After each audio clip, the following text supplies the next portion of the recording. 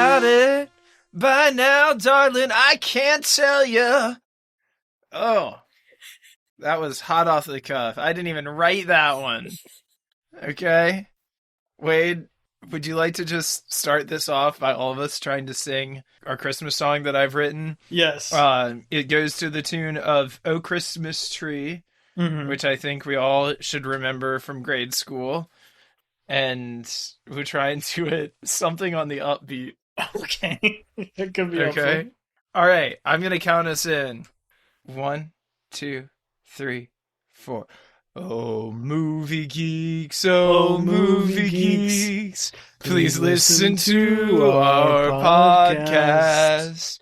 Oh, movie geeks, oh, movie geeks, please listen to our podcast. We've talked about the MCU, Jurassic Park, and Danny too. Oh, movie geeks, oh, movie geeks, please listen to our podcast.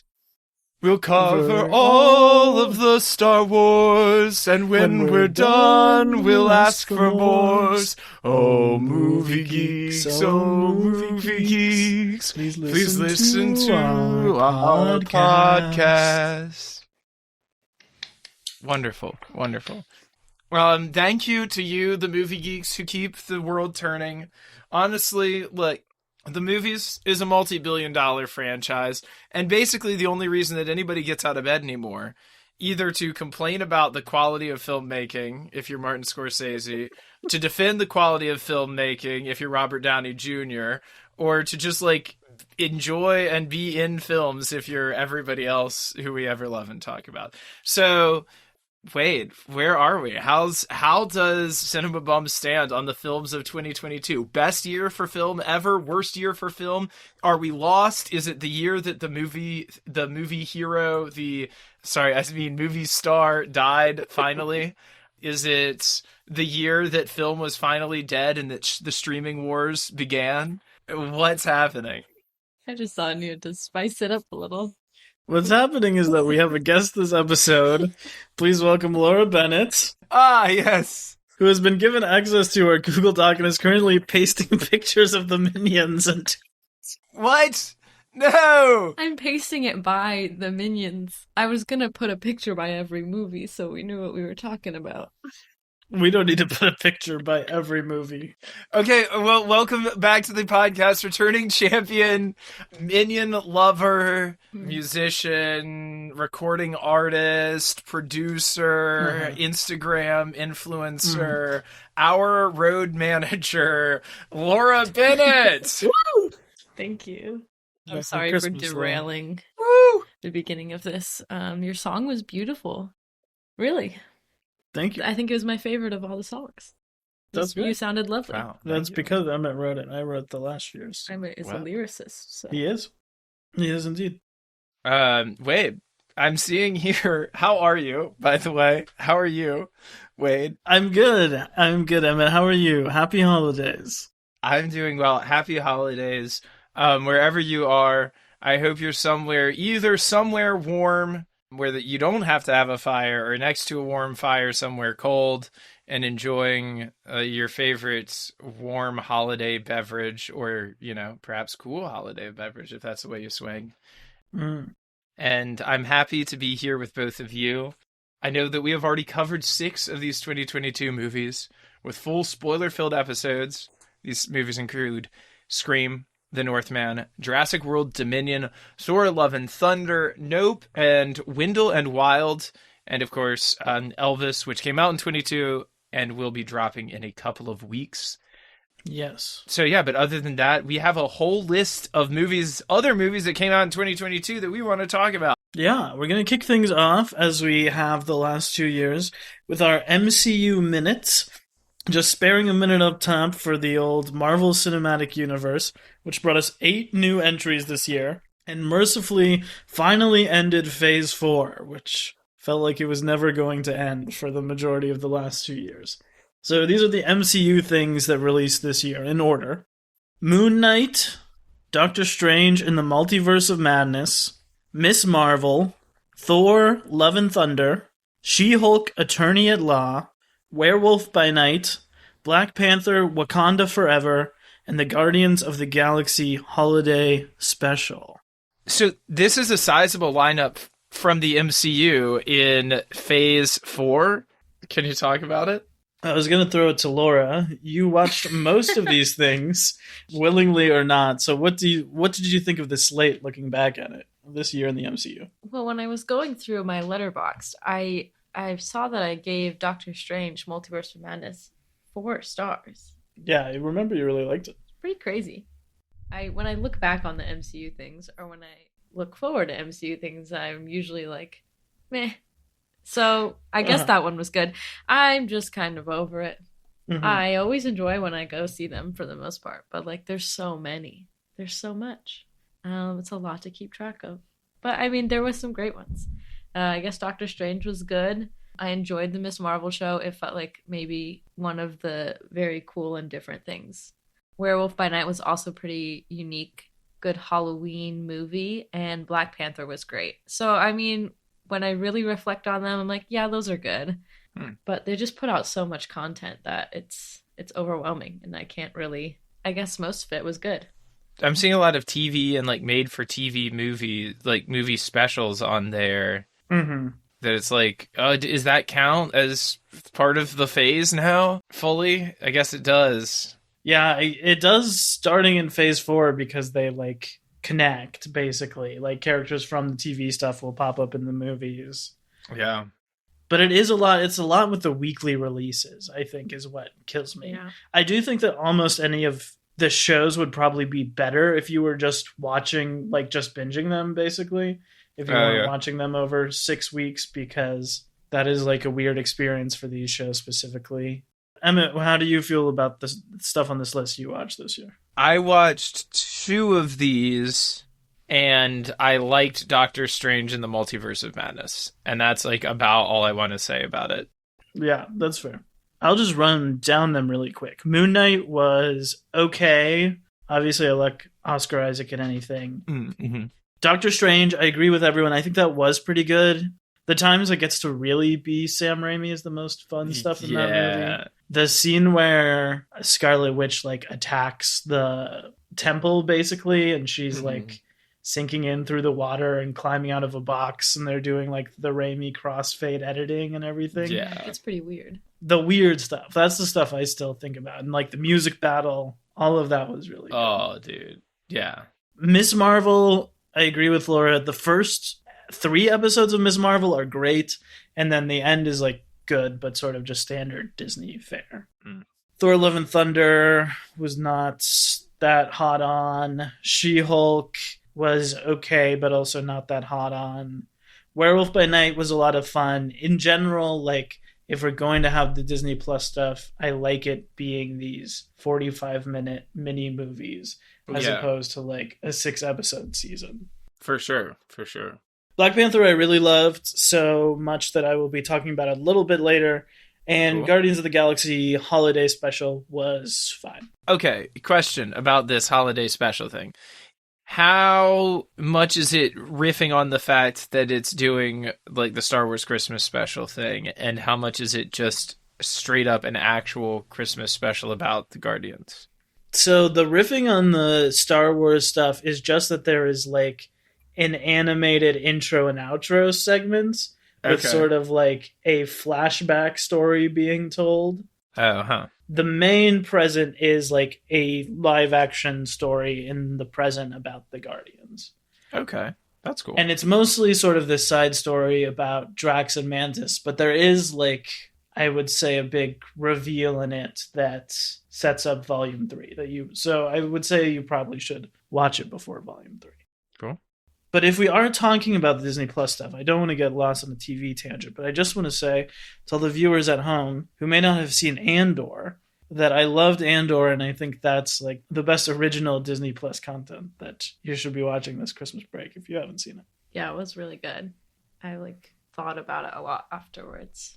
Definitely the best Star Wars show I've seen. I mean, I think it's even slightly better. It's really close to The Mandalorian, but if you like The Mandalorian, you'll like Andor. It's It's really good. They're very different types Yeah. of shows. And I think that we also have kind of forgotten how good the actual Mandalorian is because of Boba Fett and Obi-Wan this Yeah. year. Oh, huh. Like, I think if you go back and watch like the actual Mandalorian, it is a little bit better than maybe we would give it credit for right now. Yeah, But sure. Andor is really good.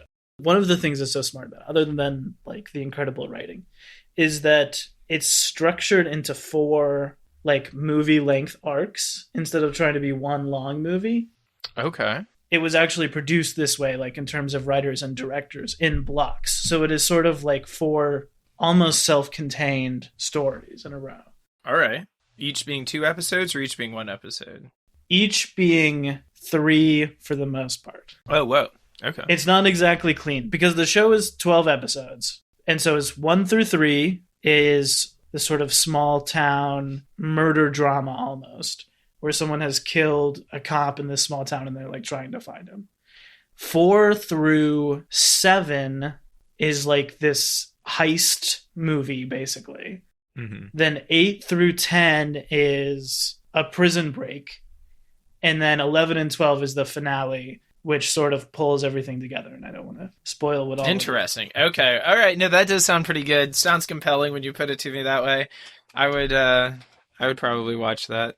And I would recommend that people watch it in the chunks if you have the time. I know that it is hard because it is a TV show to be like, I'm going to sit for like 2 hours and 20 minutes and watch this whole chunk. For sure. But it is really structured like that, where like the first 2 episodes of each little arc are like a ton of setting up stuff, slow exposition, and then there is always like a gigantic finale in the 3rd episode of each arc. So that's how I would recommend people watch it. Nice. Despite what your uncle at Thanksgiving may say, there were all kinds of movies this year that came out that were not Marvel movies.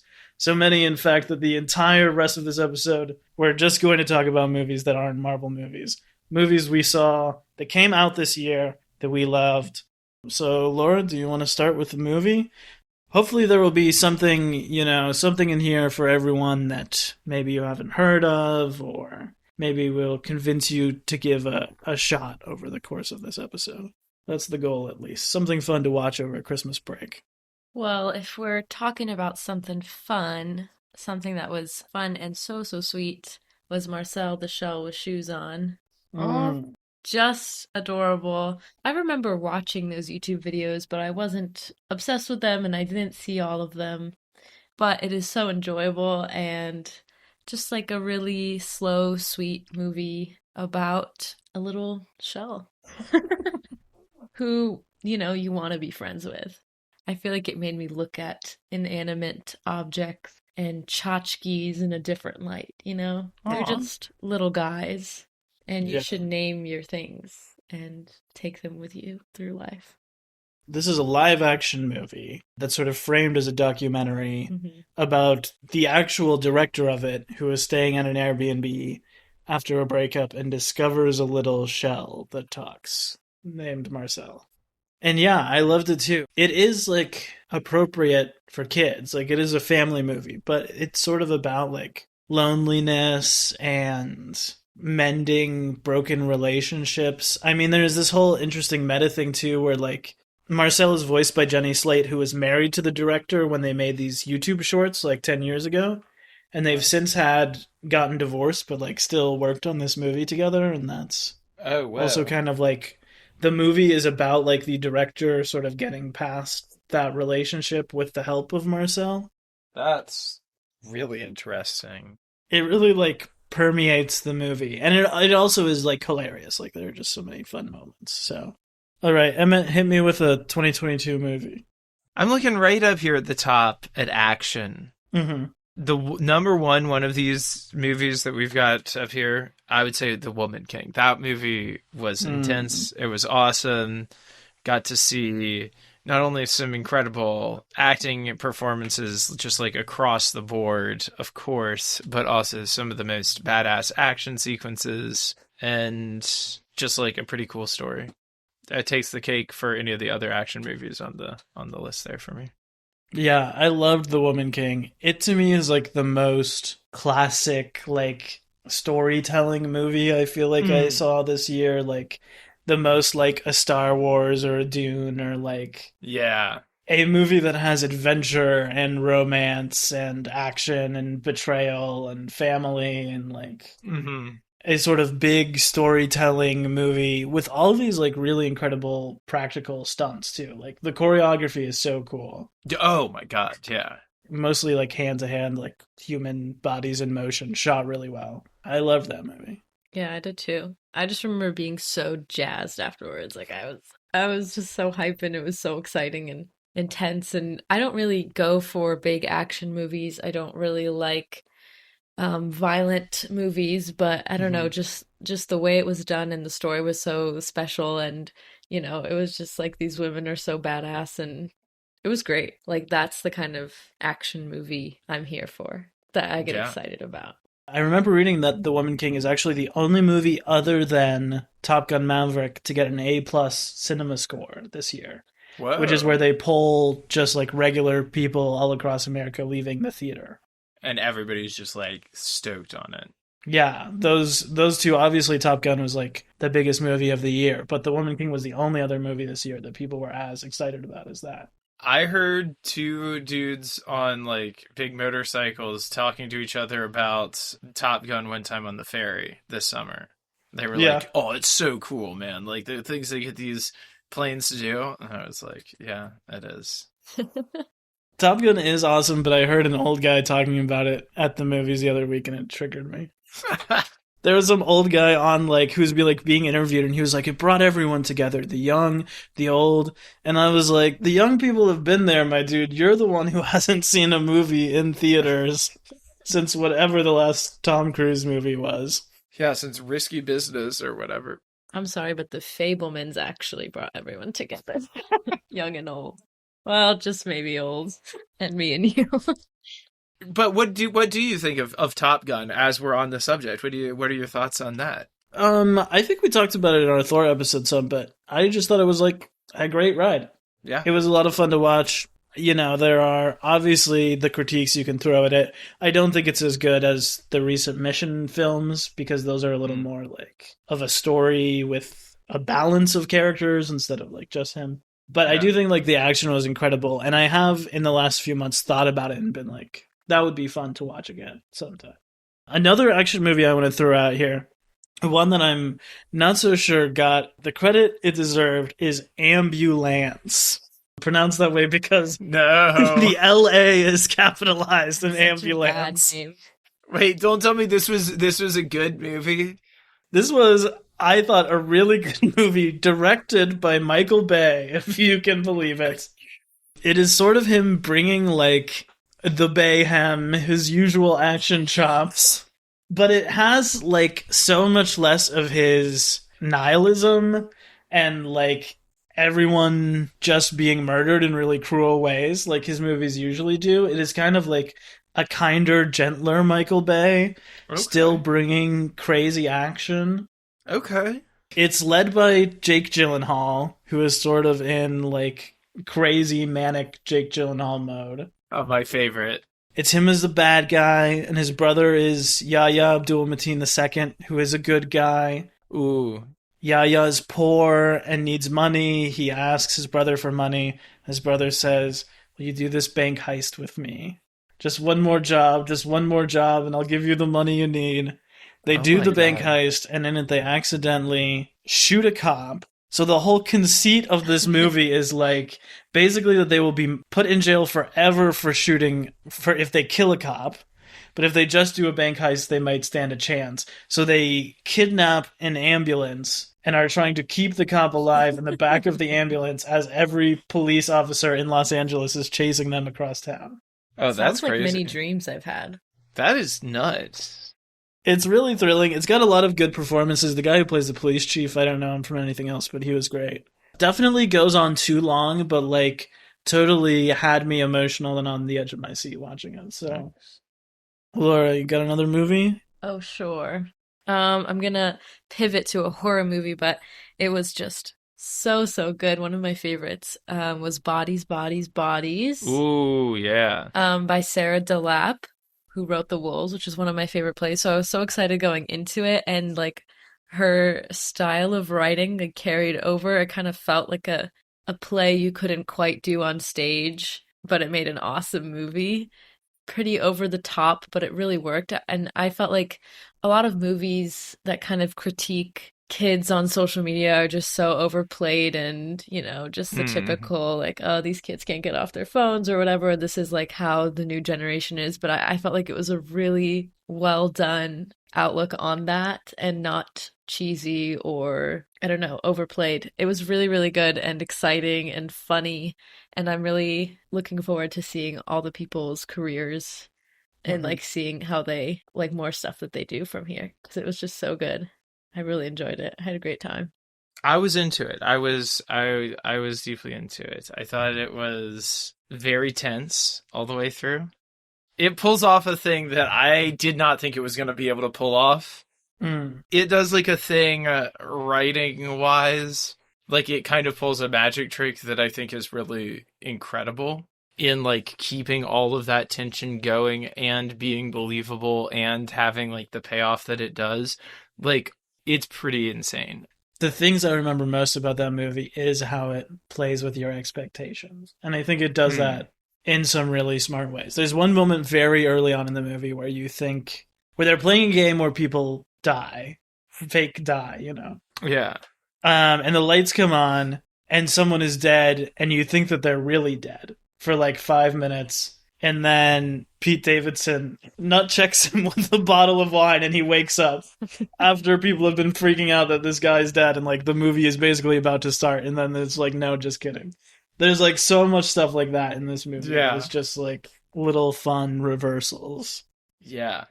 If anything, the thing that I was less into in it was the directing. I felt like it was a lot of very much shot in a lot of darkness, and you couldn't always tell where people were and what could be a very exciting haunted mansion location. Instead, it was just sort of like dark shots with people having their phone flashlights out. I think it played a little hard on the like haunted house style, just like keep everybody dark and like moving and it'll be Mm-hmm. scary. Yeah, you're right. It maybe could have expanded a little bit more and like you could have known the geography of the house and that could have made it more tense in some scenes. But it is a Yeah. little confused sometimes. Emmett, hit me with another movie. All right, we're gonna stay right here in the realm of horror. I'm gonna talk about a little movie I watched today called Mad God. The Phil Tippett, I don't know what. This thing is crazy. I don't know. It's a stop motion, hour and a half long descent into madness.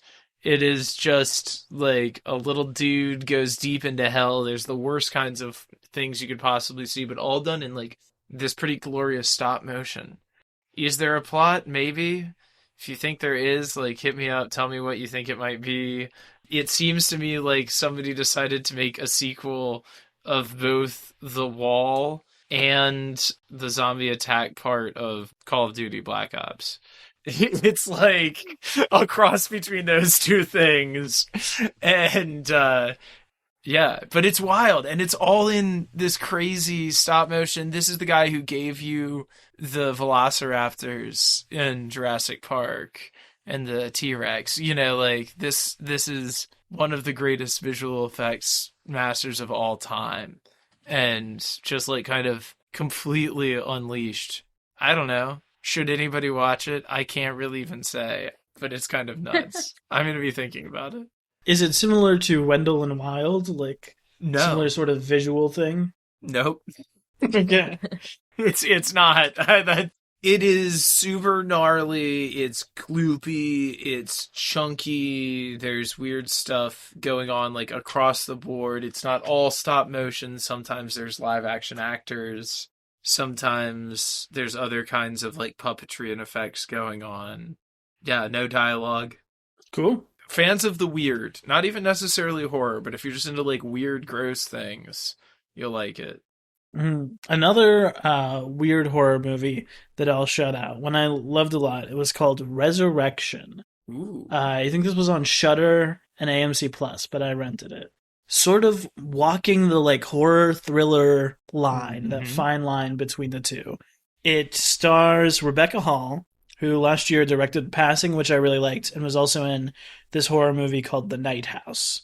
And I think her performance in that movie last year was incredible, and the movie didn't always rise to meet her. Mm. And this movie, Resurrection, I think really does live up to this like incredibly dedicated performance she's giving. Damn. It's about a single mother who's like very high up in this corporation, lives this very like regimented life, basically, that all sort of falls apart when someone from her past shows up, who's played by Tim Roth. And you don't know what their relationship is. He is just sort of popped up around the city and she's losing her mind. And that's sort of like the first 30 minutes. And at the end of those 30 minutes, she gives a single take, 12-minute monologue explaining what is going on in the movie, which is like really incredible stuff. And then the last hour is like this tug of war between the two of them. Damn. It's really tense. It's really scary at times, even being like very lo-fi. It delivers like real scares and keeps things moving really quickly. I loved it. I think it's very similar to my least favorite movie of the year, Men by Alex Garland. It's sort of like saying a lot of the same things more elegantly, and even like doing some of the weird things that if you watch Men you would think would never be in another movie. Like this movie is also doing those things in weird ways. Interesting. Wow. Yeah. I mean, yeah. Wow. So if you want to watch a movie where you feel like every time someone like walks past a closed door there's like a ghost hiding behind that door that you're not going to get to see, like that's sort of the movie this is. Damn. Laura? I'm gonna kind of bring up two in one, although they're similar in some ways, but I feel like this year I really enjoyed movies that were like plays. Mm. I don't know, I just have an appreciation this year for like kind of slower, beautiful movies that just kind of have like take a look at people's lives. I really enjoyed some of those this year. So the two that were like that and I really enjoyed were Good Luck to You, Leo Grand, and Empire of Light. Both just kind of these slow looks into people's lives and relationships. Empire of Light, we just recently saw. It came out a day or two ago. It was really beautiful. A movie about a like group of people who work at a movie theater. I don't know, just kind of a look into their lives and their struggles with mental health and their struggle with the world around them. And, they're all very different people, all very different ages. And it's romantic and sad and funny. And it's a really good movie. I mean, Good Luck to Leo Grande is very similar. It's just like a relationship movie but kind of an unexpected relationship and just kind of a sweet look into a relationship that might be something you look at as not normal, but really beautiful to watch. Yeah, both about older British women That's true. in relationships Yeah. with young. That is true. Yeah, they were similar to me, and just kind of these slow movies that were just like really pleasant to watch. Yeah, Good Luck to You, Leo Grande. I think it's really hard to make a movie about 50 to 60-year-olds that takes place in the modern day. Like, I think it's hard to make that movie without being sort of condescending, like, or being cheap, or like making something that doesn't feel authentic. But that is a movie that felt like very authentic to me. And I was really impressed by the writing in it, particularly, and the performances. That's Emma Thompson. Yeah, Emma Thompson and Olivia Colman are the two stars of those movies, and they were both incredible performances. Yeah, Olivia Colman in Empire of Light is really incredible. The movie sort of takes its time revealing what's going on with her character, but like the way she plays it is, I think it's a really hard performance to pull off, and she does it really well. I don't want to say too much else about it, but Empire of Light and The Fabelmans, which I think we'll probably talk about at some point, are both movies that have bad trailers, I would say. Yeah, they do. They're both movies that have trailers that want you to believe that they're like this is the power of movies. Like a wholesome movie for the family to watch, a boring Oscar bait Hallmark style movie. And both of those movies are not that. So We don't need movies about that because we have the AMC Nicole Kidman commercial to remind us Yeah, before every movie the power of movies. that's true. That was my favorite movie of the year. Damn. okay, Emmett, hit me.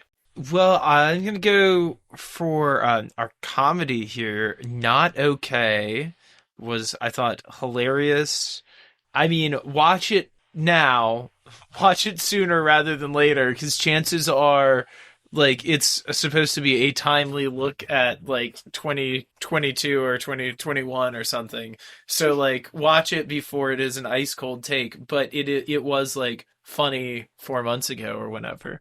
A movie that managed to do like a funny thing about social media, Hmm. which I don't know if that ever happens. So, did either of you see that one? No, No, I but didn't get to. now I want to check it out. It features a truly unhinged lead performance. And that is like one of the best, like that's probably the best thing. And if the movie has like lasting power, I think it will just be from like the kookiness of the lead performance. But it's full kook, you know. I would recommend. I'll shout out a comedy that I really loved that came out this year. It was called Official Competition. This was a Spanish language film from Spain. Basically, the premise is that this pharmaceutical billionaire who has like an infinite number of resources, this old man, wants to do something good with his life, so he decides to fund a movie that will basically be like the most prestige movie of all time. Basically trying to like engineer a movie to win Oscars, basically. Okay. Cool. And so he brings together like the auteur director, who is played by Penelope Cruz, who is like very artsy and always talking to abstract, and they're adapting this like famous book, but she's got a very loose approach to adapting it, and wants her actors to like burn all their awards to get themselves into an egoless zone. Incredible. You've got the two Incredible. leading men of this movie they're making, one of which is like the hotshot superstar played by Antonio Banderas. Uh-huh. He's the one who has like very strict diet and is also famous in Hollywood and like has to stop rehearsal every 30 minutes to go on Instagram Live to talk about like charities and climate change. Yeah. And then you have the very dignified character actor who's played by Oscar Martinez, who is above all that and just wants to teach his students and rehearses in the mirror when he's alone his speech that he'll give rejecting his Oscar because he doesn't believe that art should be rewarded in those ways. Oh my god. I love this movie already. So it's just these three huge characters, and the entire movie is just their rehearsal before they're going to start filming the movie. Uh-huh. It's just like a comedy about the creative process. So I think if anyone has ever like especially worked on any theater or art projects, but even like ever done a group project, you will find a lot relatable in this movie. Now I feel like a real fool because that Waterman movie that we've been filming is this exact premise. I mean, I'm sure there have been a million movies over the years with this premise, but this one did it really well and is funny all the way through, which I think is hard. So That is hard. That is hard. Lauren, you have another movie? Yeah, I'll just touch on this briefly. I don't want to seem like a mega fan. I don't want to seem like a fanatic. I don't want to be known as the girl who loves Minions. Let me put that out there. Uh-oh. I'm not ashamed. But, it's a slippery slope. It's a slippery slope to, just saying, oh, I love Minions, ha ha ha, and then every single gift you get for the rest of your lifetime is Minion themed. So I'm just gonna... It seems like that's already started to happen. Right. So I'm just gonna clarify here. I love them. I have always loved them. I will always love them. But, I don't want Minion bed sheets. Maybe a Minion shower curtain, but I draw the line after that. And I've had several roommates who would not allow me to have that. So, I get it. All this to say, I saw Minions Rise of Gru. My leg was broken when I saw that movie. And after I saw it, I believed I could walk again. That's all I really have to say. It was great. Great. Healing, Wow. healing. A healing film. Wade, any thoughts on the Rise of Gru? Yeah, the soundtrack is so good. If anyone hasn't heard the soundtrack, Yeah, it is great. it's produced by Bleachers. It's like Phoebe Bridgers and, of course, I'm not going to be able to think Others. of anyone at all Kelly Uchis, in the she's moment. in Yeah, it. Kelly Uchis is on it. And they're covering 70s songs. The movie is set in the 70s, so. Wow. I recently rewatched the original Minions, and it holds up. I have not yet seen the second one, but I believe that it's also great. That seems about right. The problem with the Minions is that the Minions movies rock. They have nothing to do with the memification of the Minions, Right. and they're like forever popularity on Facebook. Like those two Right. things are just they're two different worlds, you know. Yeah, exactly. It's very interesting because they've been around for 10 years, right? So, I mean, kids love them when they came out, and then those kids turned into like preteens and young teens, and they're like, I'm too cool for the Minions, and everybody hated the Minions, and people love to hate the Minions. And now we're seeing a resurgence, some would say, of those people, of those people now growing up, early 20s, like myself, and, they're reconnecting. It's the Minion songs. They're reconnecting. Yes, the Minion songs. I'll get off my soapbox now, but I do think they're coming back around. But I would like to say I've always loved them. You're a true fan. Yes. Not one of these fair weather fans. Yeah. Wow. The tough thing with this movie, my very brief review, is that it is trying to both be Minions and The Rise of Gru. And every time it's doing The Rise of Gru, I'm like, no, I don't care about that. Back to the Minions, please. Yeah. More And when it Minions. is on the Minions, it's great. And then they keep being like, but what if Gru was friends with an old man? And I'm like, no. No. Take me back to the Minions trying to fly a plane. That is what I liked. Emmett, any movie that healed you this year? Yes, there was a movie that I watched that healed me. I'm going to take it over to an incredible, a true classic. In the superhero realm, this is a movie. It's about a pale billionaire who wears cool sunglasses and like buys his way into being a superhero. He's inspired by bats, and he's played by Jared Leto. I'm talking Morbius, baby. I'm saying, I needed more BS of that, if you know what I'm saying. No, seriously, I tried to improve watching that movie by making up a drinking game for it, and got so bored with playing the drinking game that I fell asleep. I don't know what happens in Morbius. I assume it's bad. Moving on. Wade, what did you like this year?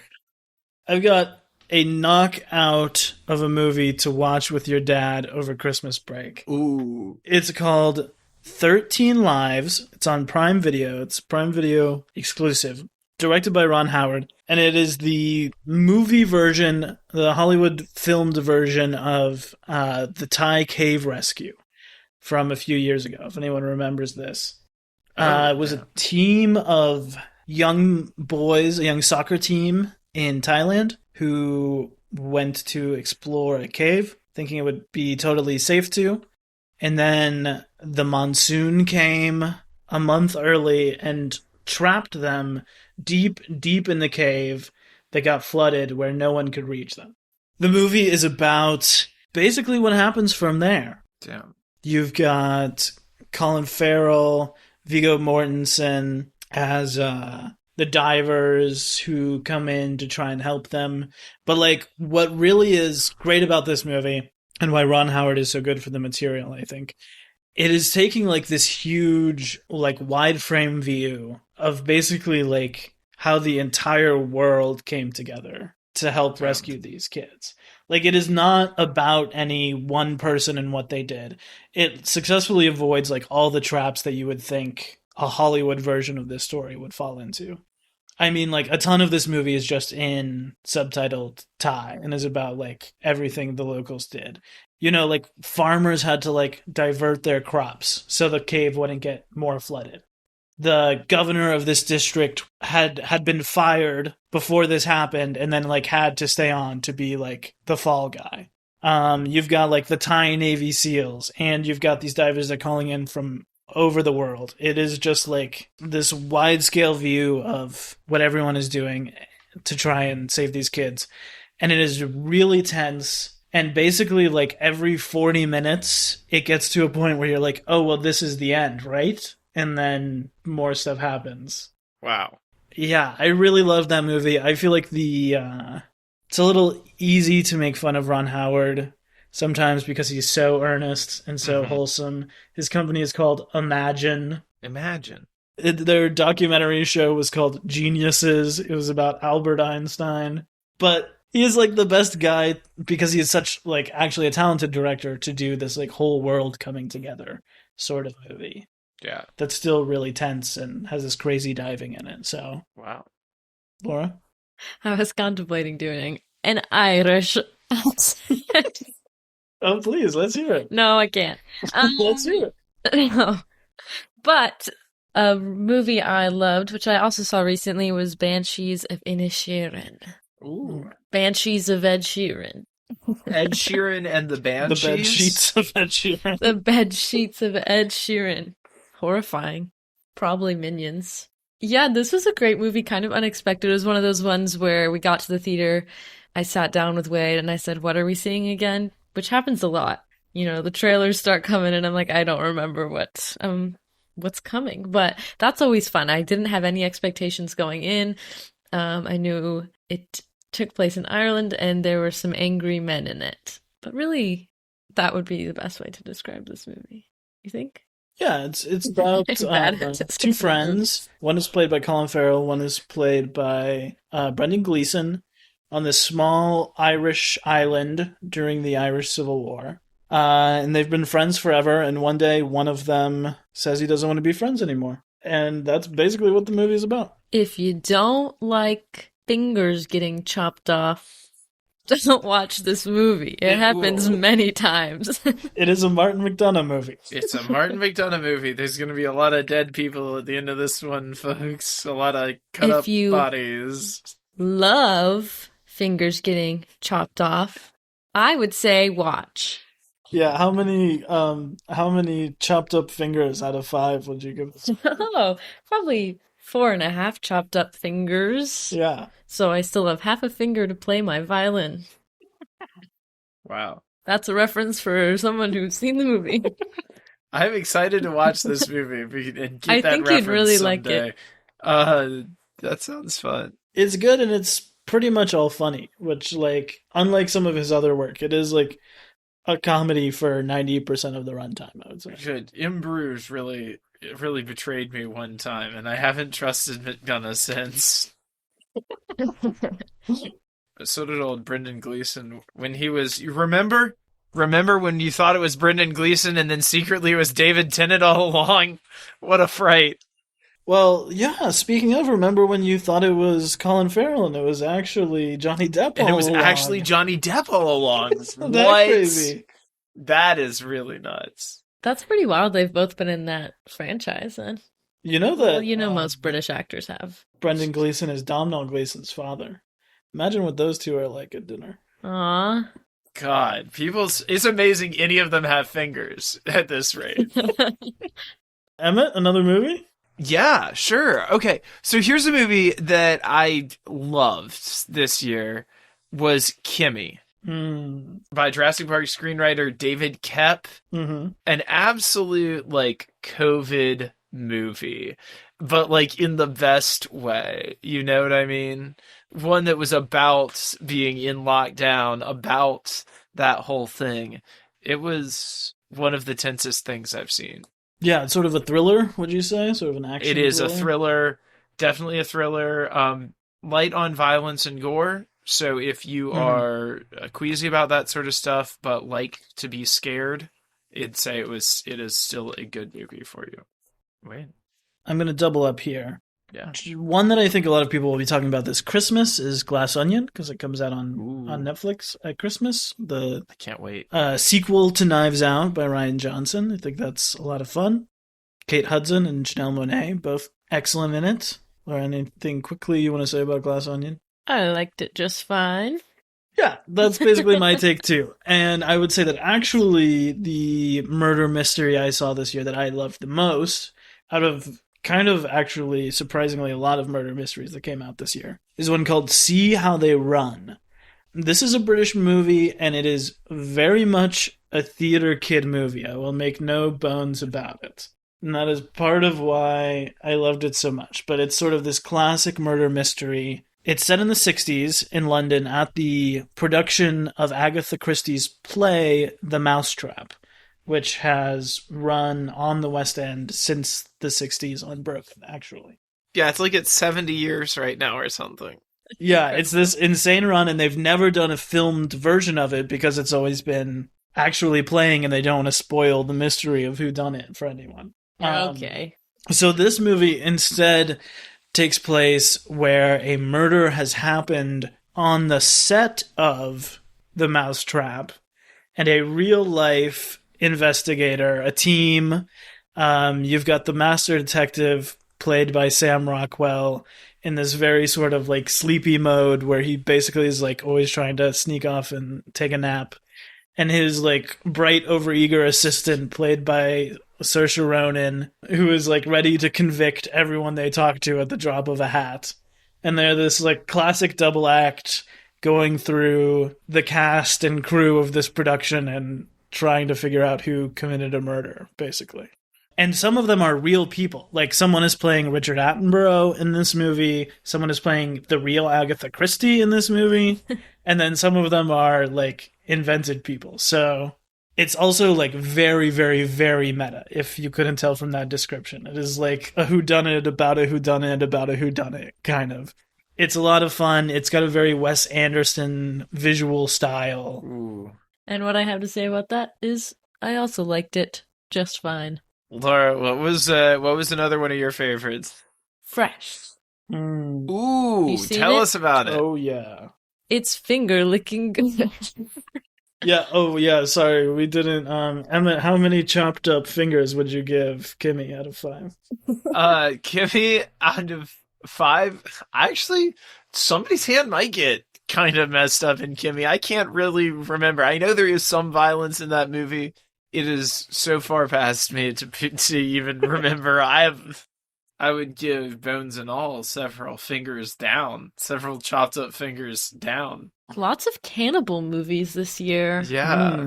What was with Fresh? I tried to Google Fresh to remember the girl's name in it.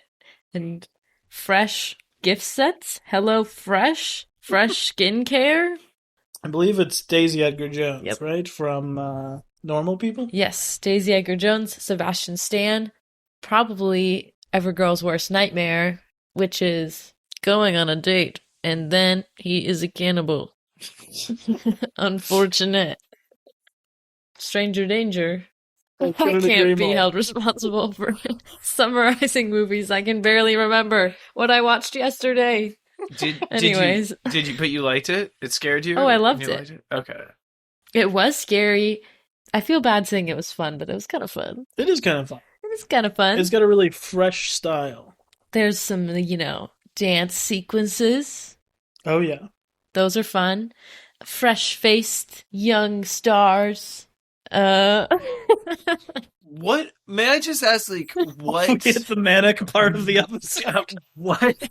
Yeah, what is going on? What? And what is the violence like? Is it like gruesome and graphic, or is it like gross? Is it like it's there? Because like I'm talking bones and all is nasty and not It's fun. not. It's not very. I mean, there's parts where you go, ooh, Yeah. but it's not like I'm gonna throw up. I need to close my eyes. I can't watch this. Okay. It's like it is It's a cannibal largely movie. off-screen. It's mostly off screen, and like what you do see, it like I don't know. It's gross, but it's like oh, they kind of do it as if it's like a butcher, like, and it's Yeah. Gross. normal meat, but it's obviously not. Yeah, yeah. Well, that's okay. It's tasteful, some Spoilers would here say. for Bones and all. If you got people face first into somebody's for chunk, you know.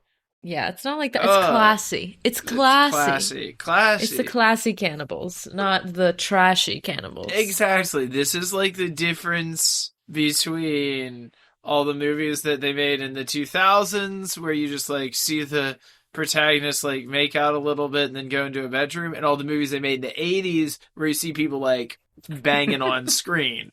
So this is, I'm saying, like, there's this more tasteful way to do this. Can we all just be a little bit more sensitive? I'm looking at you romancing the stone and also bones and all in the same glance. Wade, do you have one? Sure. I'm gonna actually call out two that are very similar to me, and both of which I loved. One is Rosaline, which is on Hulu, and the other is Catherine Called Birdie, which is on Prime Video. These are both movies set in medieval times about young women growing up. Rosaline is set in the world of Romeo and Juliet. It's about Romeo's girlfriend who he's dating at the beginning of the play, also a Capulet. He's doing two types of movies at once. On one hand, it's being a lot like a McCullough and Smith modern language adaptation of a Shakespeare play. Yeah. At the same time, it's also doing a Lion King 1.5, Rosencrantz and Guildenstern Are Dead, like story behind the story. Like all the famous events of Romeo and Juliet are happening, and you're seeing like the secret events that were really going on behind the scenes to make it look that way. It's one of like the few like very modern teen comedies that hasn't sort of annoyed me or been like a little bit cringy. Like there's no that just happened, you know. There's no awkward stuff like that, and it's led by Caitlin Dever, who's really good in it. The other one, Catherine Called Birdie, is with Bella Ramsey. It's much more of a coming of age movie. I saw someone call it Lady Birdie, which is a fair assessment. This is based on the classic young adult novel. I had to read it in school. I don't know if you guys had to read the novel. Set in medieval times, about a girl who gets her first period, and that means that she has to be married off to a rich lord in order to get her family money, and she's 14 years old and doesn't want to do that. This one is a lot more honest about the period of the time that she's growing up in. She's like in love with her uncle, who's this like hot soldier from the Crusades who has PTSD now. There's all this sort of like weird, interesting stuff going on. Damn. Both of them I really liked, and they both have incredible like fathers, basically. They're both daddy-daughter movies. And in Rosaline, it's Bradley Whitford from Get Out, and in Catherine Called Birdie, it's Andrew Scott. That's who that guy was. Oh my god. Both great dads. Did you watch Rosaline too, Emma? I started Rosaline and then did not finish it, but want to, you know. But at this point, it's been so long, I need to go back and start it from the beginning again. But I was very taken with the first 20 minutes of it. Would you agree that it's charming and not annoying? Yes, I was definitely like, oh, this is, I kind of like begrudgingly said yes that I would watch it and was watching it and was like, oh no, this is 10 times better than I thought. And then didn't finish it nonetheless. Mariah also really liked it, and that's always a good recommendation, I feel like. Yeah. All right, Laura? Something I had written down, which isn't a movie, but it is a comedy special, is Rothaniel, Jared Carmichael stand-up. Mm-hmm. It was just really special, and he's a really great storyteller. It's more of a sit-down than a stand-up, which I believe he makes a joke about, because he's just kind of sitting. It feels like you're just hanging out with your friend, and it's really, really funny and very touching. It's just a very unique style of comedy that was really nice to watch, and I would recommend it for sure.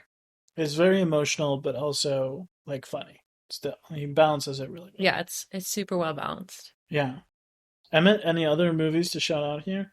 Okay, I've got a bunch, so I'm gonna just like lightning round these because they're all in the like horror-ish realm. Hmm. And so I'm just gonna do a bunch of these real quick here. Okay. Here's the deal. Troll, watched it. It's not good. Like most of it is just like generic. It's basically a remake of the 1998 Godzilla with Matthew Broderick. But then there's like some really weird stuff at the end where they're like, "Oh, maybe we feel bad about killing this troll," and then they're like, "JK, we do not feel bad about it at all. Yes, kill troll. Military wins. Hooray!" And it's like pretty messed up. It seems pretty clear that the troll just wants to like be left alone in the mountains, and the whole reason it's coming out is because people are like drilling in the hills. I want to get into a couple others here. I want to talk Hmm. about X. I've Mm. unfortunately not seen Pearl. I would really like to watch Pearl, but so far X, I was not into it in the way that some were. I do not think it like stacks up with the original Texas Chainsaw, which I feel like is the thing that people were kind of comparing it to, or like wanting to like compare it against, is like artistic slasher film sort of thing. I think it's a little more shock value, and it's a little less like intelligent and complicated than it feels like it wants to be taken as. Mm. But still liked it more than Men. Men is a stinker. It's Yeah, weird and really bad. gross. It just needs to be said. And all of these are nothing compared to Barbarian, which I think is incredible. And is I just rewatched it, so I saw it for Mm. once in a theater completely by myself, scared out of my Oh my gosh. mind. Oh my god! And then and then I watched it at home just recently, and still good. Still's got really good scares, and just creepy and just fun to like see all of the different things. Rewatching it a second time and like just trying to catch all the little things that are going on. Yeah, you want to set up a little bit what this one is about? Okay, it's about your nightmare experience at an Airbnb. So this young Hmm. woman is in Detroit for a job interview, and she's staying in a neighborhood she doesn't know anything about, and she gets there late at night, it's raining, and there's somebody already at the Airbnb. Somebody's already there. And it is the kind of handsome, kind of creepy, tall, old Pennywise himself. And he is like standing there in the doorway, and he's like, "Oh, no, no, no, this is my Airbnb. Like, I already booked it." And it starts to get really tense because it's the two of them, and you're like, is he lying to her? What's going on? They're both like really edgy. He's like, it's really not a good neighborhood. You shouldn't go back out there. You should stay in here where it's safe. She's like, that's kind of crazy. This movie takes so many different twists and turns. I Yeah, don't I want to don't want to spoil spoil it. it. I Yeah, just yeah, like yeah. don't want to spoil anything further, but it is so tense. And every time you have any idea what's going on, the movie changes gears and does something else until that terrifies you. Yeah, I love this movie too. It is really well directed. Like where he's putting the camera in each shot and how he's moving it is so purposeful. It's directed by one of the guys from The Whitest Kids You Know, which I loved in middle school, and I think it's so funny that they have somehow come back around as artistically relevant in 2022. Yeah, that is crazy. But yeah, I think those like first 40 minutes of this movie especially is like god tier tension in terms of like what you are waiting to happen and how it keeps playing with your expectations. Like, is it going to happen or is it not? The finale of this movie is shocking and as scary as the finales of like the first couple of Halloween movies or like the first couple Friday the 13th. Like just like true final girl monster horror terror. Hmm. That I always go nuts for that. Like it takes it back to like slasher and classic monster sort of roots after all of the other weird stuff is is done with too. So My feeling about the end is also my feeling about the end of X, which is like they're kind of trying to split the difference between being like classic unstoppable monster and being like sympathetic villain who you understand and like feel bad about. And I think it's kind of an unholy match in both of those movies. but I feel like this one pulls it off better than. I think so too. And Barbarian also has the hardest laugh I had of any movie in the movie theater this year. Like, it has some great comic moments, and there was one that I was just like absolutely losing my mind in the theater watching it. Oh man, I have not seen that movie. you I'll haven't have seen to it? watch. I'll probably wait till like next Halloween, like next spooky season. I could see myself watching it. I'm not in the mood to get spooked anymore. I'm in the mood to get jolly. That would be a good one to show with a big group of people too. Yeah, I feel like those are always fun. People would go nuts, like just over all the twists and turns. Yeah. The last one that I would say from my little horror thriller run here is Master, which I just watched today. This is a horror thriller about a black woman who has just become the first house master at a like prestigious liberal arts college, and there's like this history of racial violence like against this old witch, supposedly like back in the 1600s they had lynched this black woman there.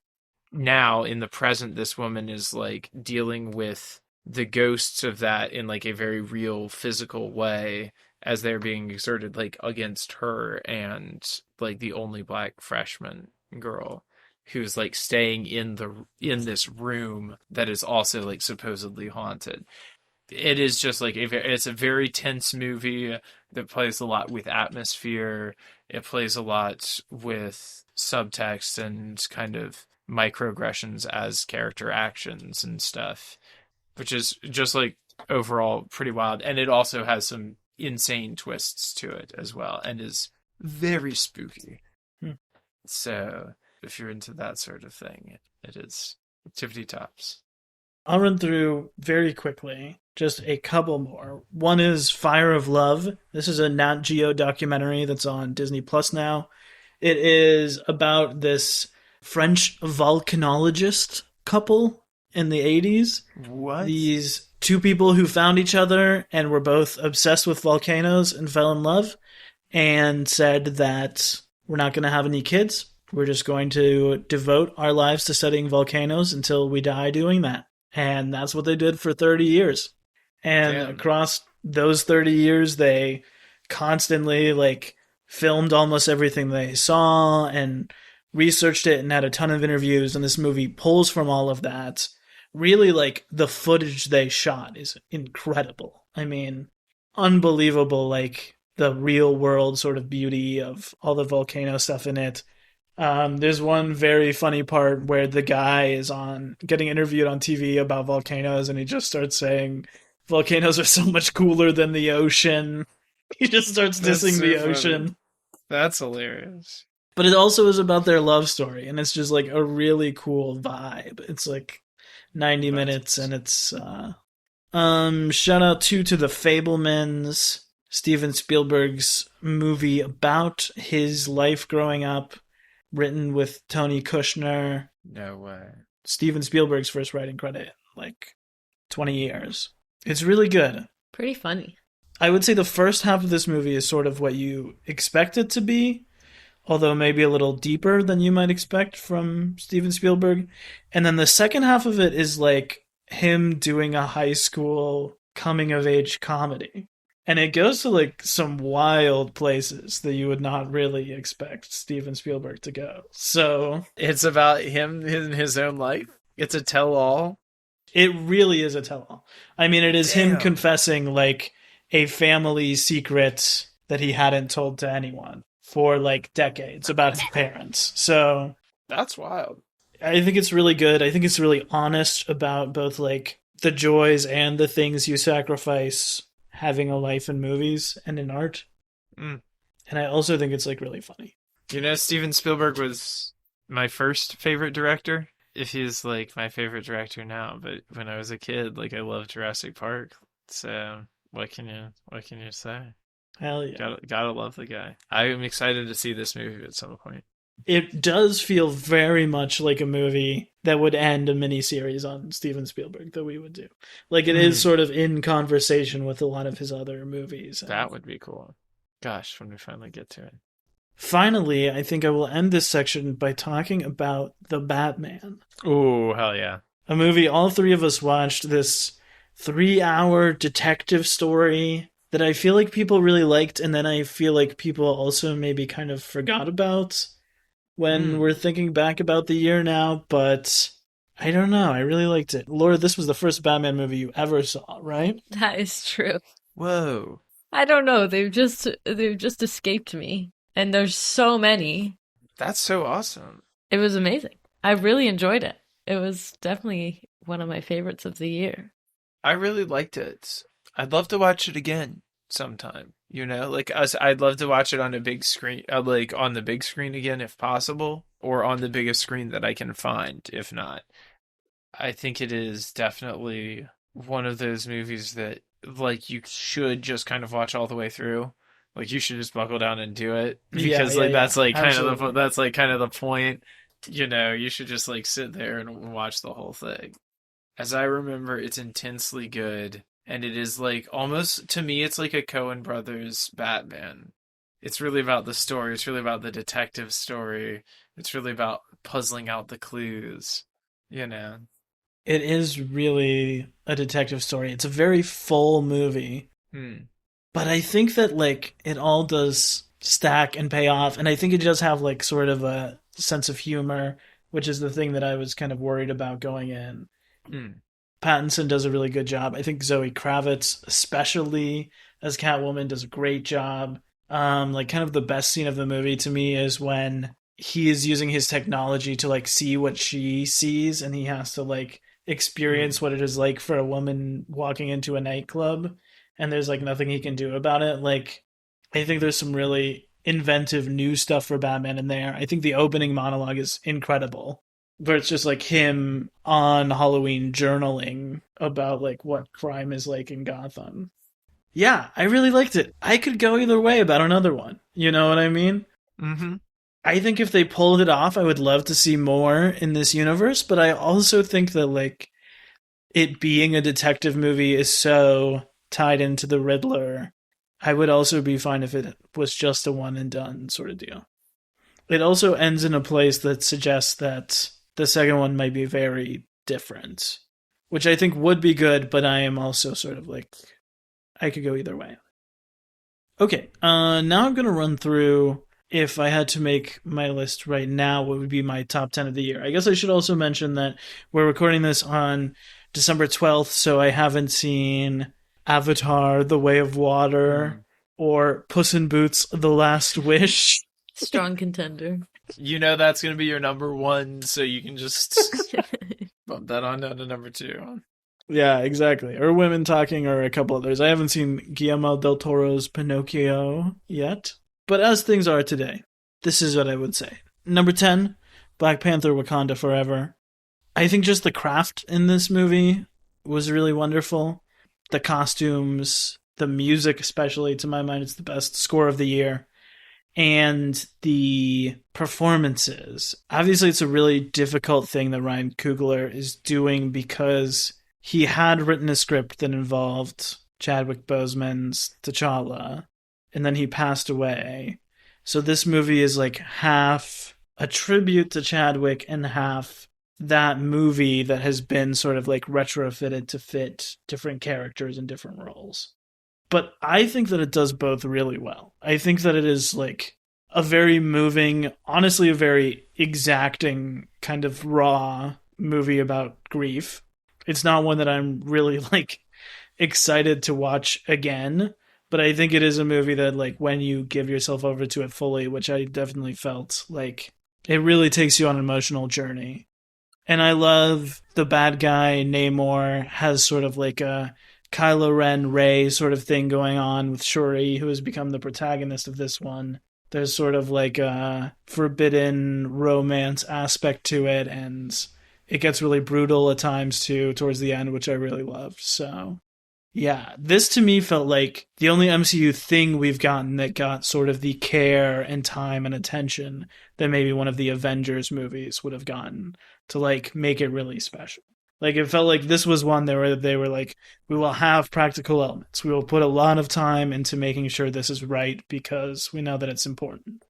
In a way that it felt like they used to with more of their movies than they do today. But I still really loved it.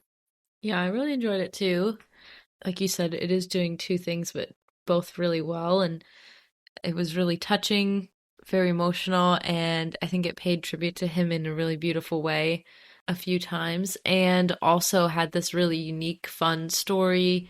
I think it kind of brought up like almost these junior Avengers by the end of it, or kind of like what I felt to be like the next wave, right? Like there's a young scientist girl who by the end is kind of similar to an Iron Man in her suit, and Shuri being Black Panther, and it just kind of felt like, okay, this is like kind of a new way they could go with it, which is good and also means more movies for me to watch in the future. But yeah, it was really touching and really fun at the same time. I enjoyed it as well. Number 9, Pearl. We mentioned this earlier. This is a prequel to X, although it also kind of stands alone. The director, Ty West, I know talked about wanting basically every movie in the series, because they're making at least a third, to be in the style of another classic movie, but also kind of about the way that that movie affected people. And so he said that X is that with Texas Chainsaw Massacre, and Pearl is that with The Wizard of Oz, which totally does fit when you watch this movie. Like, it's a very sort of like Technicolor, dream world sort of movie, even though it does have sort of like dark, gruesome moments of horror. I don't know. This movie was just a blast to me. It's basically, Yeah, it's one of my favorites. it's an incredible lead performance by Mia Goth, who plays two roles in X, and here is playing the younger version of one of those roles. I'm a star. Yeah. She's a star. Wait, was Mia Goth in the old woman suit? Mm-hmm. I think this movie will blow your mind. Okay. It's so good. This changes things. Oh, Mia Goth in the old woman suit really won you over? No, but it does just like change my reading of the movie a little bit, I guess. That movie is doing things with the fact that the bad guy and the good guy are the same person. Like, kind of textually, even Yeah. at times. Yeah. I don't know. To me, Pearl was just like such a character, which is why it was so fun to watch this movie. Like, it's kind of a movie where you're always being like, don't do it. Don't do it. Oh my God. Oh my God, Pearl, she's done it again. And it's like that over and over and over. Like, don't go in expecting a horror movie, is my. It's a take really on this. good story. It's a scary story with a great main character. Mm-hmm. And I thought it was cool seeing X first. Like, I thought I added to it. But it does blow X out of the water, for Yeah, sure. I liked it a lot more than X, for sure. And I liked X probably even a little bit more than Emmett did. Number 8 is After Sun. This is a movie starring Paul Mescal as a young dad in the 90s who is on a vacation with his young daughter, who I think is like maybe 10 or 11 years old. No, she might be more like 11, 12. I loved it. It was very sweet to see this relationship. If you are waiting on an apology from a parent, maybe don't watch, because you will cry. It is really sweet, and Paul Mescal's performance is great.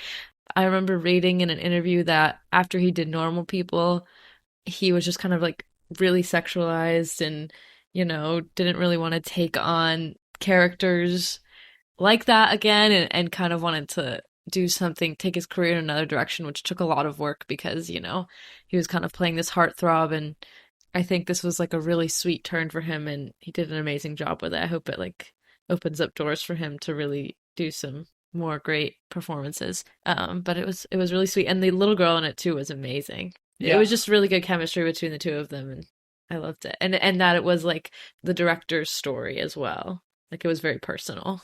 It's pretty much just the two of them, the whole movie. It's a very patient movie, a very quiet movie. And I think you have to go into it knowing that, and you have to sit with it. This might be like the only movie we've talked about today that plays better at home than in the theater, because you aren't sort of in your head about it being very quiet in the theater the whole time.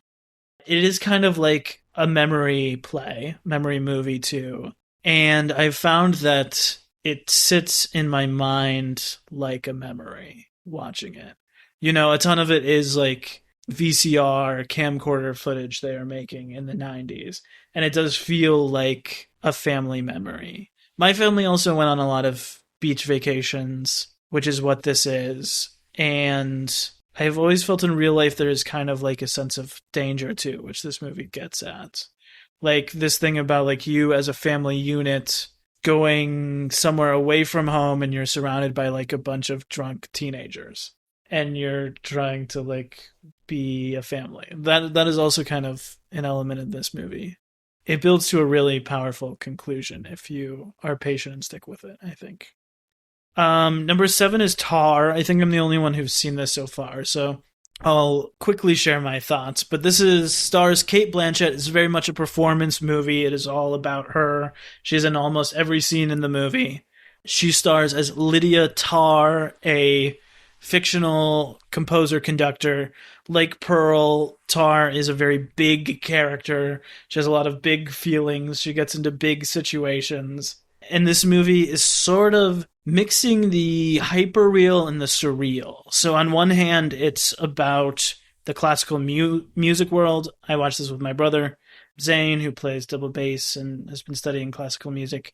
And he was talking about like how authentic it is. And it really does feel that way to an incredible degree. It starts with a New Yorker festival TED Talk she's giving about classical music. And then it goes to a dinner she's having with someone she respects, a dinner she's having with someone she doesn't, a masterclass she's giving to a bunch of like young students who don't respect the classics as much. And in all of this, Zane was like, yeah, I knew exactly what was going to happen in that scene the second it started. Like, I have been in all of these classes. I know this exactly. That's awesome. So it is very specific to that world.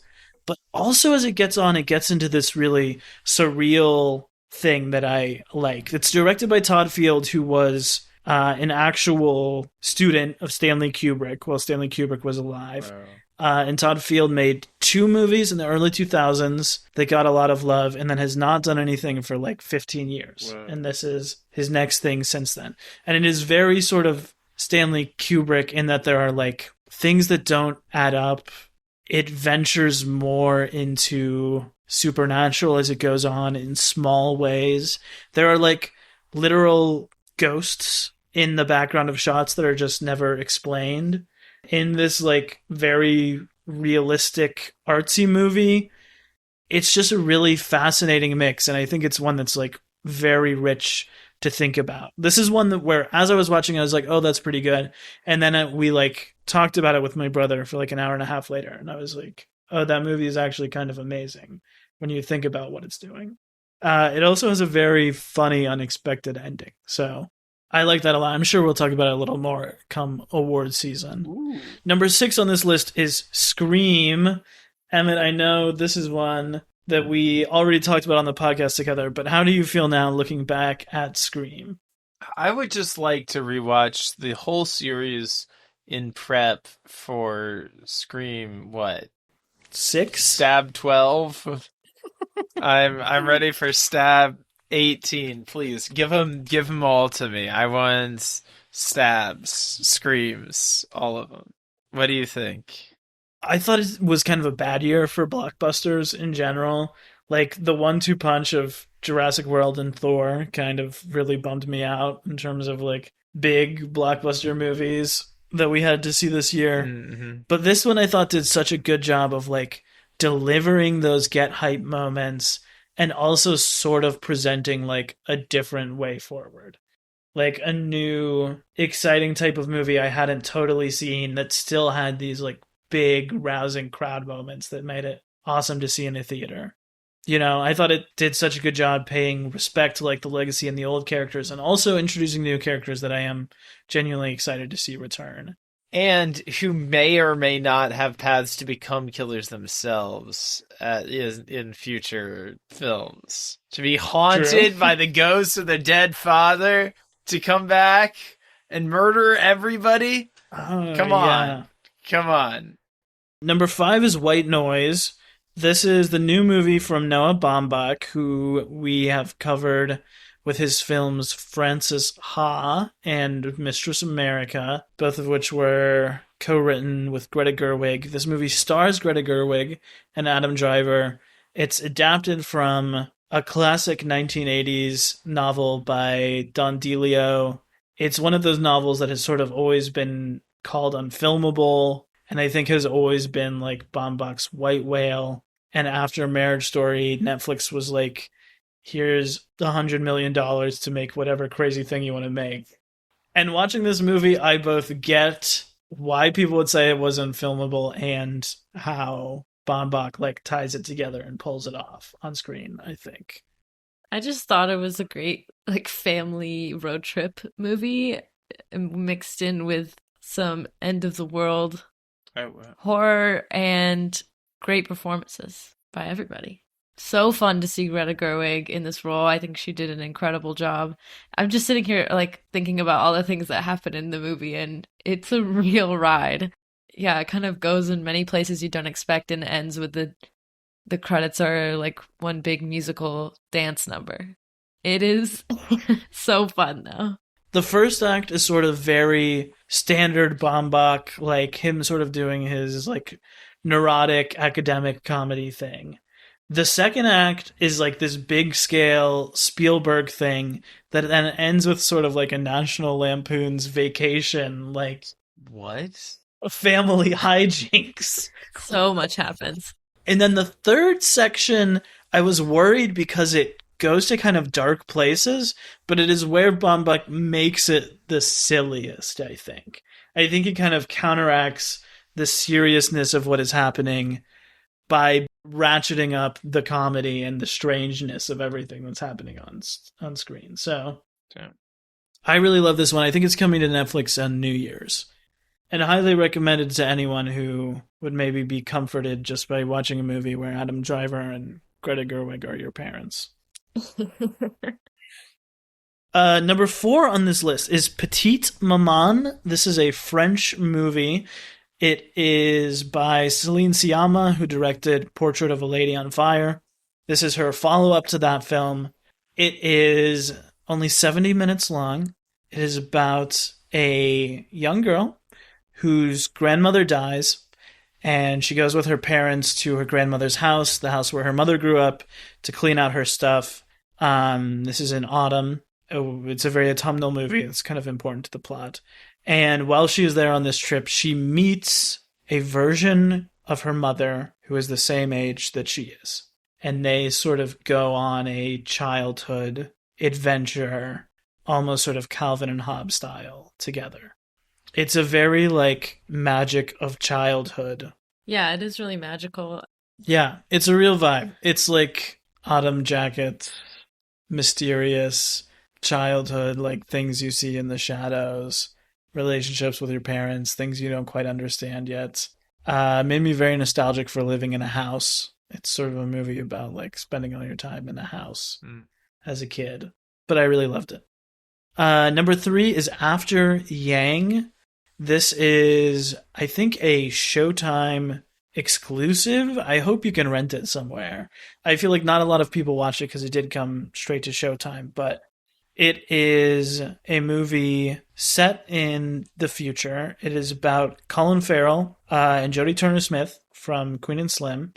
They are a married couple who are raising a young adopted Chinese daughter, and it is set in the future where androids are basically a regular part of society and are sort of kind of similar to iPhones, basically.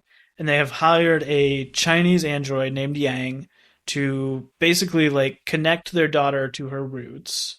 Wow. And at the start of this movie, the android malfunctions and breaks, basically. It is kind of a movie about Colin Farrell going around town trying to save this piece of technology who also was a member of his family. And it is kind of a movie about like these parents realizing that they haven't been raising their daughter so much as like pushing it off to an android to do. This is a hard sci-fi movie, but it is also like a very soothing, meditative sort of sci-fi, Huh. which is something you almost like never see. It's relaxing to watch. It is very relaxing. It's almost ASMR-esque. It's directed by Kogonada, who was like a video essayist on YouTube before making movies. This is his second movie. And it is sort of like this peaceful movie about nature and technology that is also like all about like sci-fi concepts like robot sentience and like the place in the family unit and like a far future where nations have dissolved. Whoa.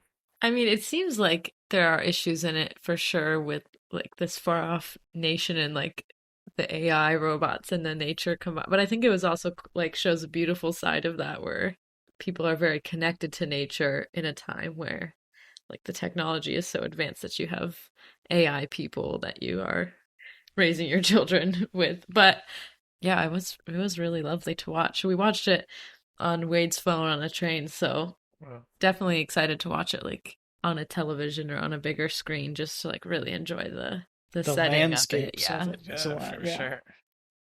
Okay, number 2, the worst person in the world. I think I already talked about this a little bit back in the awards days, but Ding ding.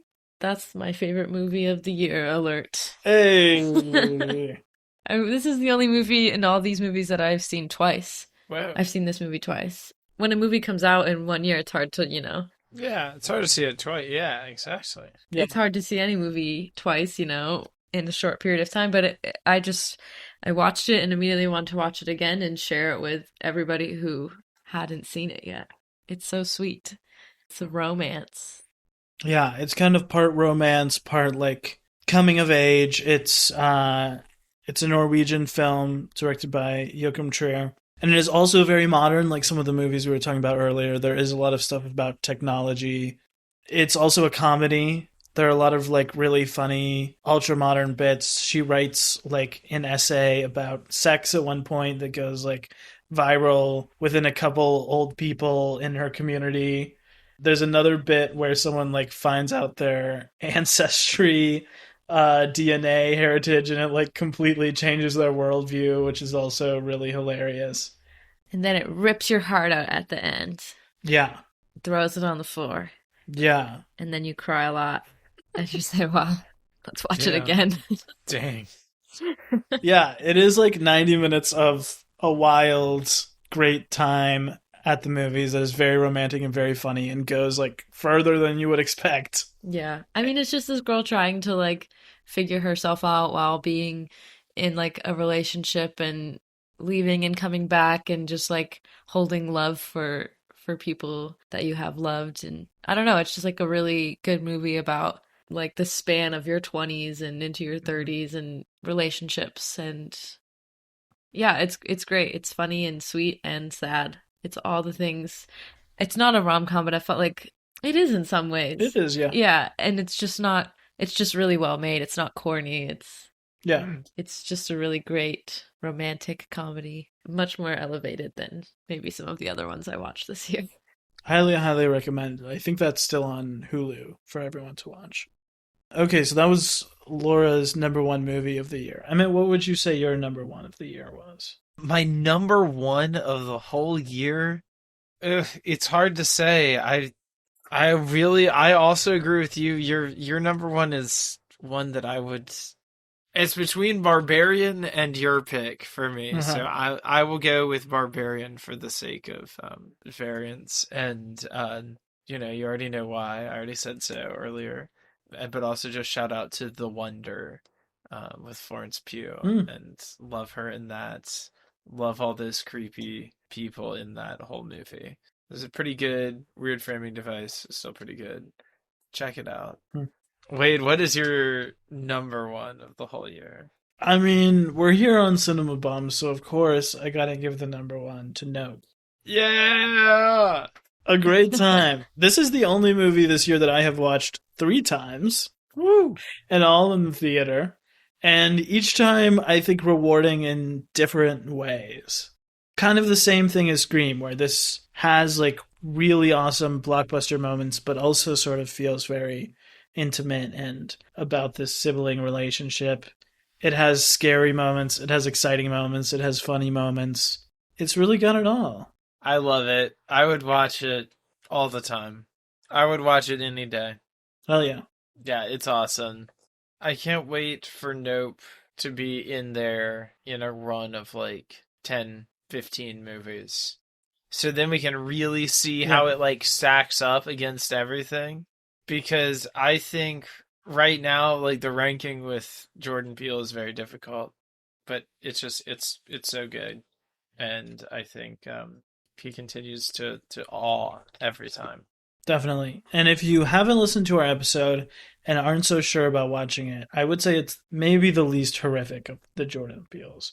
I would say if you watched and really enjoyed like Jurassic Park or Jaws, I think you could roll the dice on this one and handle it. You can handle Indiana Jones. You can handle this movie. There we are. We have spent nigh 2 hours talking about the movies of 2022. And now that we've done that, let me ask, good year, bad year? Everyone, how do we feel about the year? Emmett?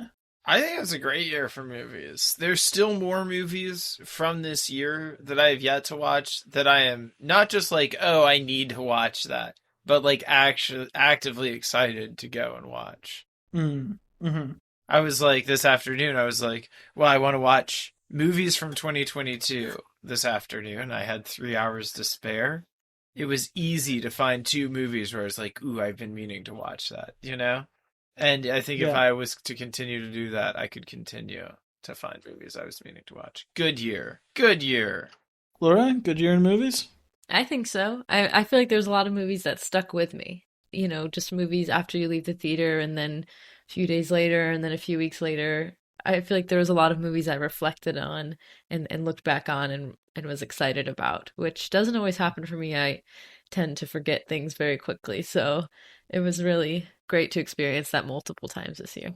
Yeah, I think I would say it was a good year too. Maybe not the best year for blockbusters, but I think really like those sort of like mid-budget movies and a lot of streaming movies too really like kept the year alive and varied and delivered a movie experience that maybe has been lacking in other years where there is more like blockbusters taking a lot of the air out of the room, you know?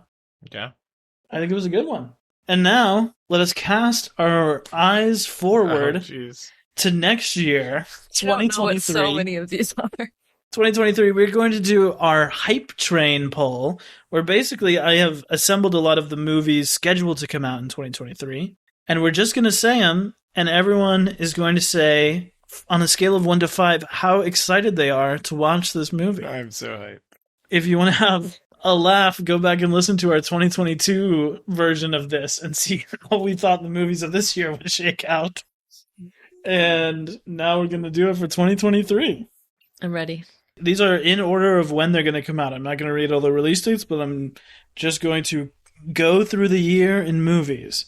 Starting with Megan, M3GAN, evil doll horror movie. 2.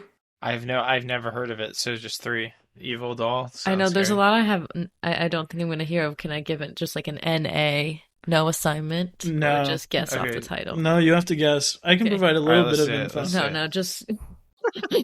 No, let's race through this. 3. Shotgun Wedding. This is a new Jennifer Lopez rom-com involving some sort of guns and action too, I think. 2. 3.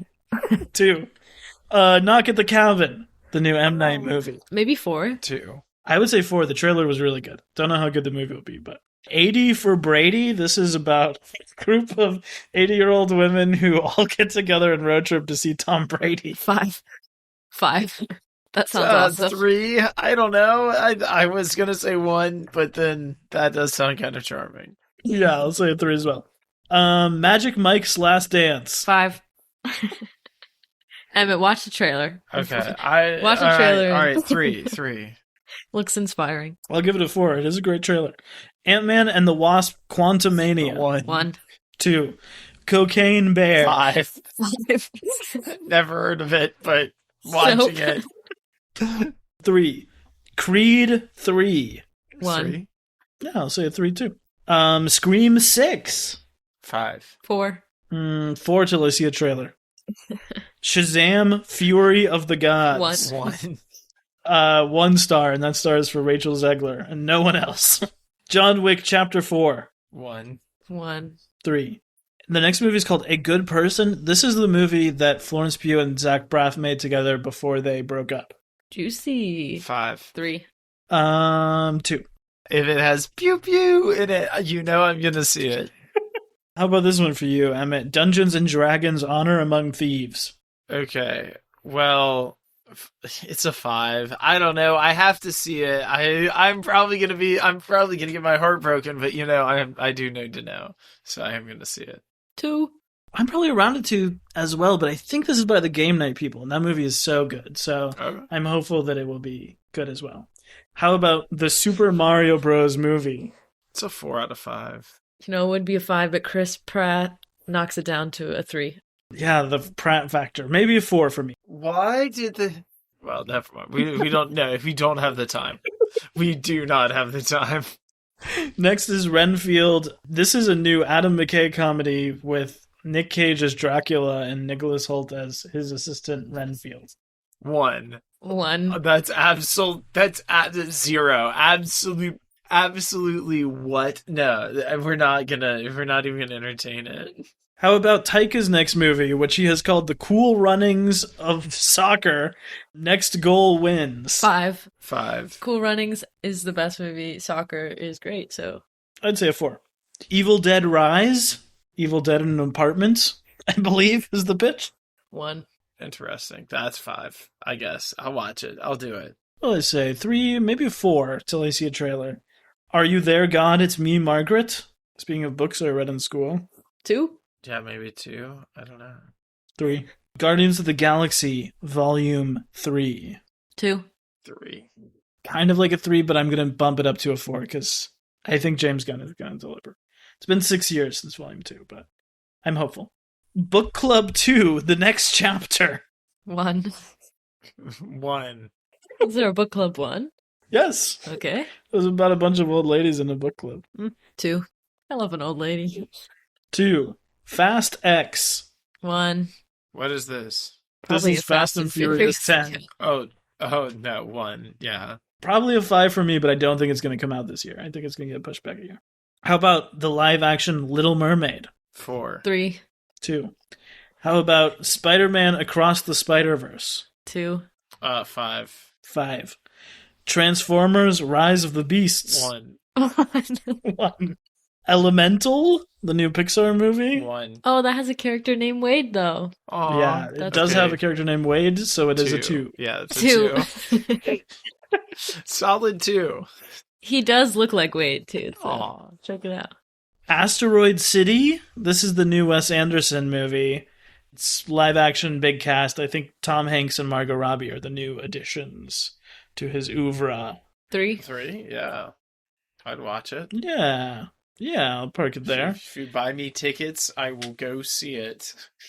The Flash? Who's playing the Flash? Ezra Miller. 0. 0. not gonna Yeah, see it. 0. They are Not gonna see it. canceled. How about Indiana Jones and the Dial of Destiny? Dial it up, baby. He said, 3. damn it, I don't know how to work this dial-up internet at this friggin' state-run university. I can't handle it anymore. I'm gonna go to the Temple of the Dial of Destiny. So what would be that in Yeah, a number? That would be 5.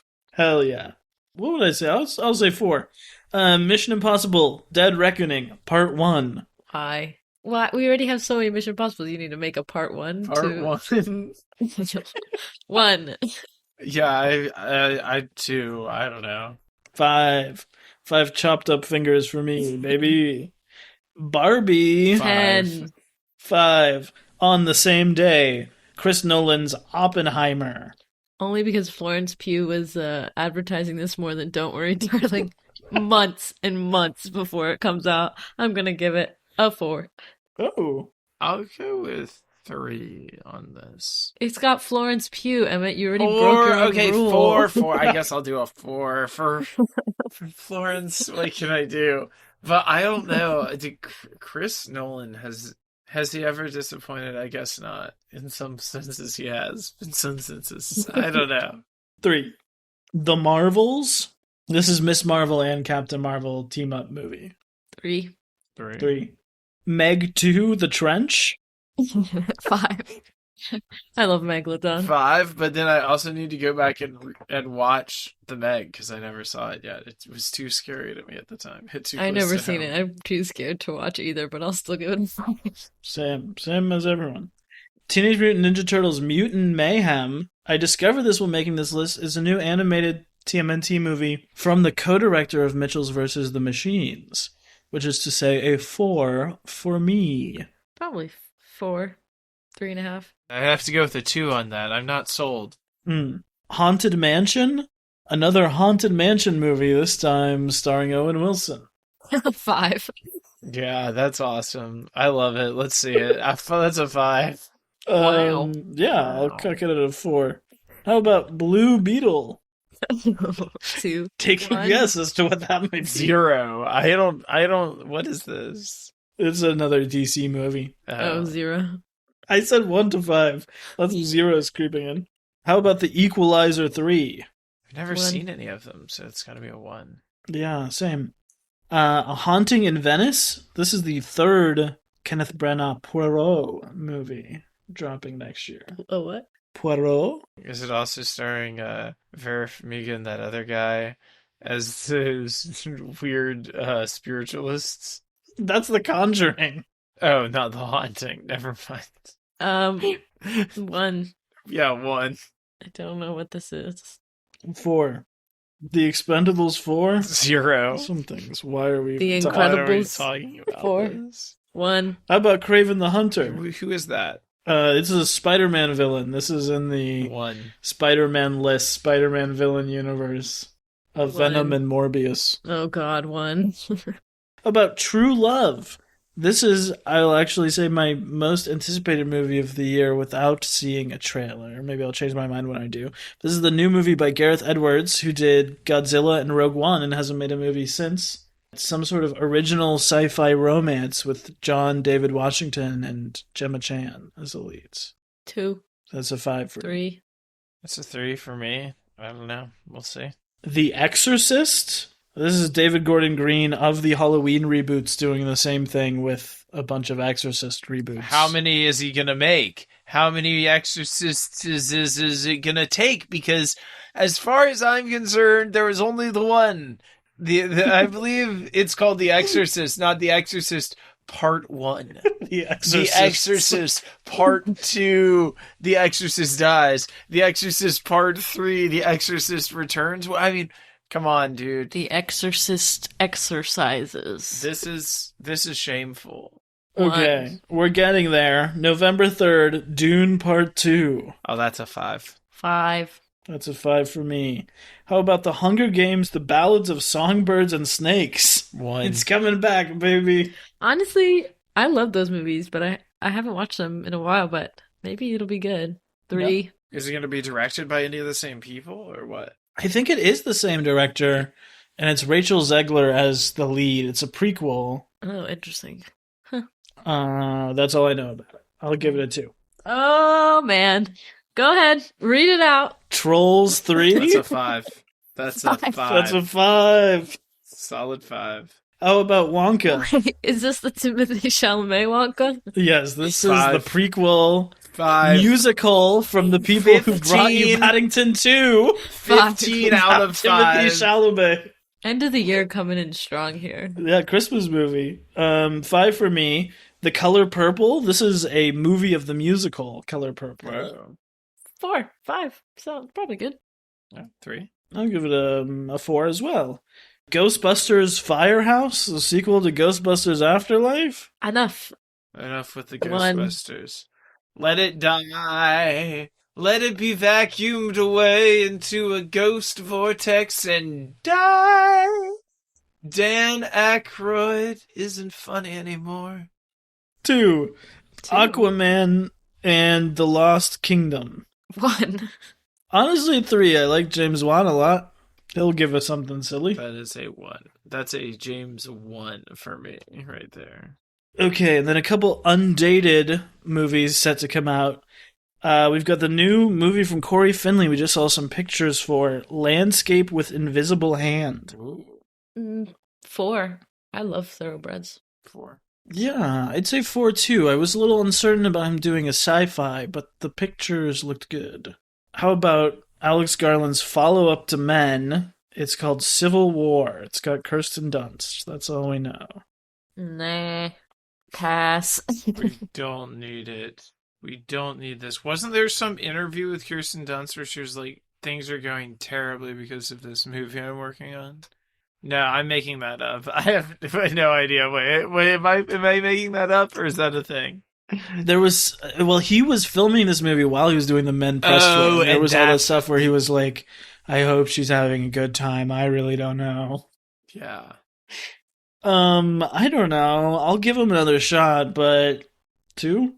How about the 3rd in the Ty West X Pearl series, Maxine? I think this one is set in the 80s. It's got to be a 4 for me. 4. 4. We got another Marty Scorsese, Killers of the Flower Moon. It's adapting a book. If it's Marty, I'll trust him to take me anywhere he wants to go.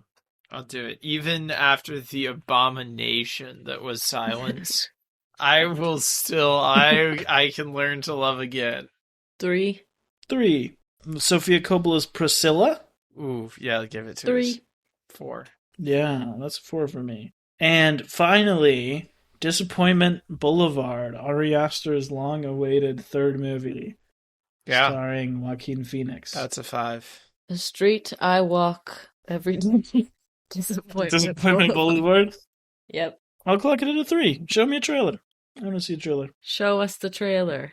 3. I don't know. Well, folks, we've done it. We've somehow done it. Laura, thank you for being here. Thank you.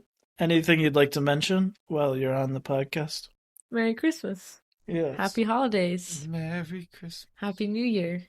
Happy another year of Cinema Bums. Well said. Proud Another of you year guys. of Cinema Bums. Happy year of Cinema Bums. Happy days and happy nights. We'll be back next week, starting our Baz Luhrmann series with Strictly Ballroom. Woo! That'll be all of January, and then in the middle of February, your Bumtober winner, The Muppets, will start. Got a lot of really good guests for both of those, a lot of fun episodes. And in 30 weeks, we're covering Greta Gerwig's Barbie, as we mentioned. We're back, baby. It's a big year for Cinema Bums. Cinema Bums. And we're back on every week. Here we are. We're back on every week in your ears. You can't escape it. And for everybody else out there who's a wonderful listener, we love you. Stay frosted. Woo! Woo!